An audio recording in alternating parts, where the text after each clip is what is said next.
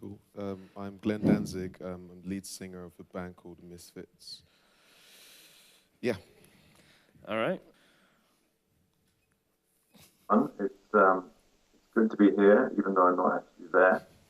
In many ways, I'm virtually there with you, of course. And does remember the 90s and lived through it. Even if they were quite young, in the case of Zombie, who was 12 yeah, when rave was happening. But he's done an album called Where Were You in 92? And then on his new EP, there's a track called Labyrinth, which is a breakbeat hardcore pastiche. It has the rave foghorn sound in it. It has a special request sample that's been heard in countless patterns of drug use. Actually mutate the music and drive it to even have some kind of a half-life. People still use that term, but it doesn't quite have the same, you know, power or libidinal charge that it used to have. Dean, you talked, or someone from Hype Williams has talked about the idea of your work as a process, that it's listen to all of it, and it's not about just one album. And I wonder if that's similar to what Roz is talking about, sort of saying just releasing samples and all of the, and everything sort of being part of a larger thing around what you guys do. Yeah, I mean, down to that statement, I don't know who said that one, but I agree. But I mean, it's I don't know. I don't really believe in judging something down to one album, one piece of work. I don't think you can make, people want to. It's all about now, and it's all about someone delivering the masterpiece now. Masterpiece, it's not going to happen. Probably never will. But you can gotta judge the whole bank of work. So I don't really believe in the whole thing of one album defining everything, personally. So I don't think it does. So that's what that meant, really. I just don't care for it in that sense. I like it at that time, and it's a document of that time, but you can't take me taking loads of drugs in London as the document of my whole, everything I've ever done. That was just a couple of years in London, but maybe in 10 years you could, judge everything and make a bit more of a fairer assessment. I don't know. Dean, your live show, you're talking about sort of the star DJ and electronic musician. I find it really interesting that all you have to do is put one person up on stage with a treadmill and it becomes like shocking art event. Really? All it takes is one little thing to sort of transform it from this normal show into something like what's going on there. And I was wondering, I mean, when you approached performing live, what was the thought process in trying to figure out what you wanted to do and how you wanted to do it? I think the best way is just to not think. I haven't exercised much, so I needed to run, and I might as well get paid for doing it. So that's why I had a treadmill, really. Yeah. I haven't seen your live show, Maria. What does that look like? And It's very compared to these guys, it's very boring. Well, I write songs, so I'm not going to pretend that I don't write songs. So I sing my songs. I've studied art, so for me, what they're doing is not shocking in a way, but I like it a lot. I don't know why you said it's not. You didn't say shocking, but you said it's something else. I think this is how it should be. There have always been points where underground music meets art, and for me, these are the most interesting points. What they're doing is sort of just continuing the tradition, but what I do is a bit more traditional, yeah. Dean, would you regard your music as in any way political? I mean, the problem with calling it that is that means that I'm intentionally trying to be political. I think the approach, I wouldn't say it's I don't like the word because I don't think I'm not intentionally preaching anything. It feels too preachy. It's an approach that maybe isn't the same, or it's an approach that a lot of people maybe should take, but it works for me. But I don't think so. It's not intentionally political. No. Sorry, you said it's approach that people should take. No, I don't necessarily think it's something that people should take, but I Okay. think I don't know if it's political. It's just me. It's just kind of we're doing things how we want to do it, and I don't really know if that should be taken as political because it's not following any model. If you know what I mean, I don't know. That kind of almost cheapens it a bit. It just is what it is. Does that make any sense? Like I think calling it political makes it seem too intentional, and there are things behind it, but it's for no one else to understand apart from a couple of people that I know. And that's it. Anyone else that does grasp it, it's lucky them. but that's about it, really. So no, not really. Seems very intensely personal. you. It should be. For me, it's personal. I think if you know a couple of people that like or get what you do, that's all you need. You don't really need to think about anyone beyond that. It's great if it spreads, but it doesn't need to. It shouldn't affect the practice whatsoever. So it's political between me and 4 people, maybe. But yeah. It seems like, especially younger people, at least in my experience, that I totally agree with you that like it does seem very preachy and almost like it's just a little bit. They should change the word or something, maybe.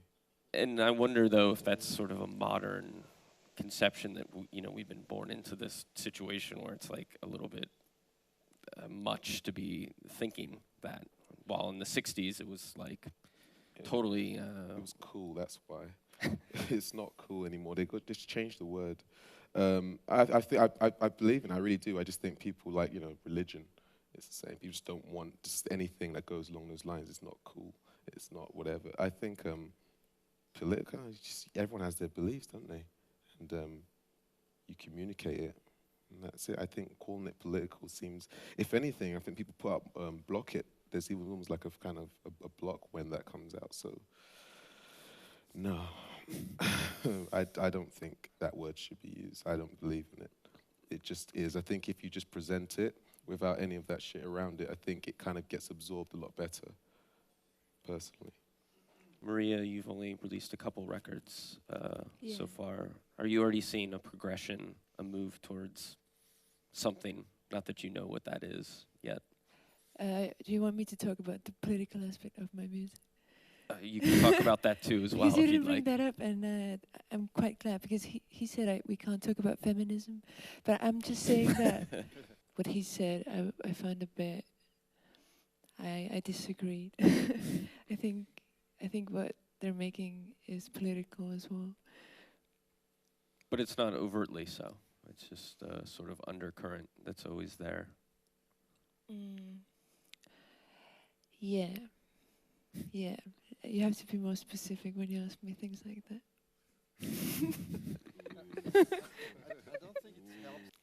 Maria, are you throwing away lots of music because it sounds too much like something else that you've heard before? You mean my own music? Yeah. No. That's an interesting question. I think Hyperlimbs is doing the same thing in a way, because when people say lo-fi, it sort of denotes the sound quality, but not the genre. It has become a genre name, which is kind of strange. So, no, you have to take it from here. I'm sort of drifting. Dean, are you guys not using a lot of music that you make or releasing it because you feel like, oh, it sounds too much like X artist or X genre or something like this? You mean, do I chuck away something if it sounds like If it doesn't something- sound like something you've heard before.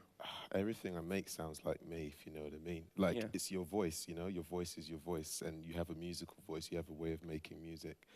And for me, if it's if it's honest at the time, and I'm not intentionally trying to sound like someone else, which I've never not done, but I'd keep it because it was a documentation of what I wanted to record at that time.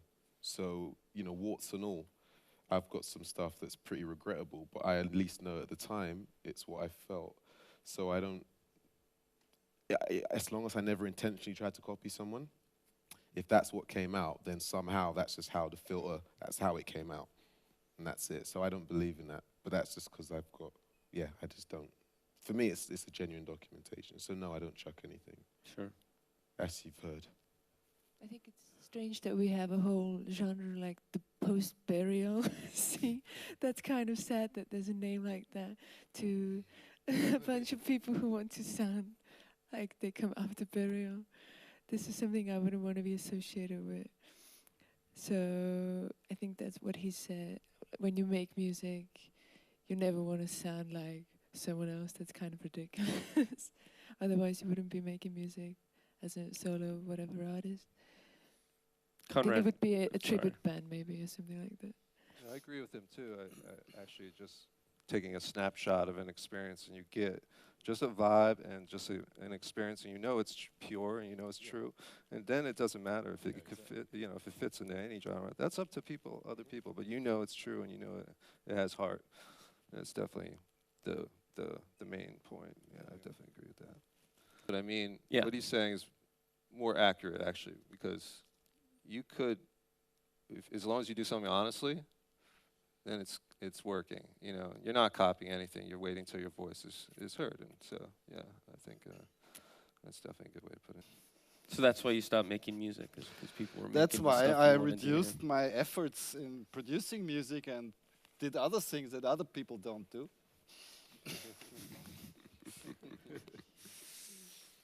Um, You know? Roz, you're doing the iPad thing, Yeah. but while Dean and Maria are releasing things on cassette.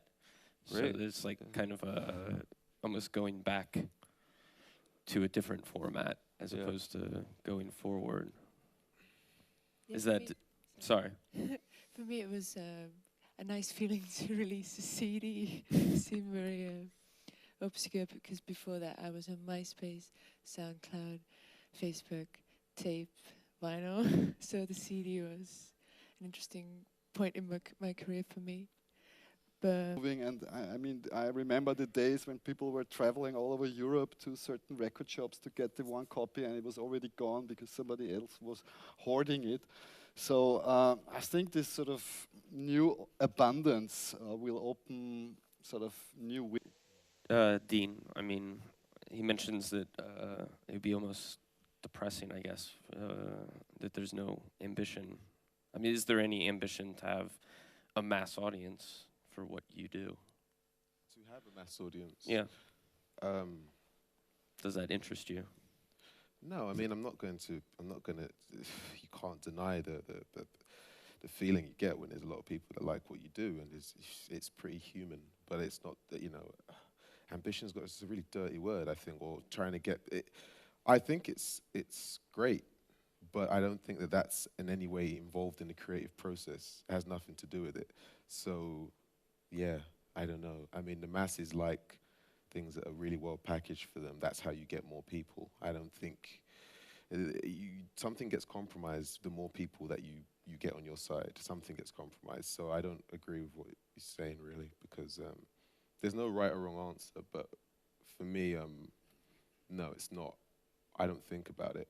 It's cool. It's just weird. I don't really have an opinion about it. I just don't do it for that reason. But I don't think it's a bad thing. I just don't care. I think when I say sound systems, we should maybe think of that wider. That could be a place with no speakers, like when I'm going into these mines and caves. That's a sound system. I mean, it's a system, and sound is projected in all different ways. So sound systems have to do with all music, from classical music and chamber music to dub to whatever it may be. I think that is very important. The social environment where we perform is really where dubstep came from, a social, network of people. But it's always remains within this space about going somewhere, very tribal. Just it's been like this for thousands of years. We have music that is made from the individual, or it's made for the whole environment. And you can't make music and not have people hear it. No one's going to know who you are. None of us are going to be sitting here just sitting in and making music and not letting anyone hear it. So a sound system is projecting the music, and that's how these guys know the music. I think really it's more to do with For me, it's more genre based. I mean, I grew up in London. I've been to dub sound system. You're just around one guy, one turntable. It's the best vibe in the world. Hardcore shows, best vibe in the world. It doesn't make any sense unless you're slam dancing with a bunch of people. Everything, it depends on the genre. So it just depends on the kind of music. For me, that's more relevant depending on what the genre is. So yeah. Do you think which came first, the sound system or the genre? Sound system, definitely. Right. Yeah, I think so. Oh, no. No? No, I don't. sorry. I had to think about that. Why not? Okay. Yeah. Are there any other questions from the audience?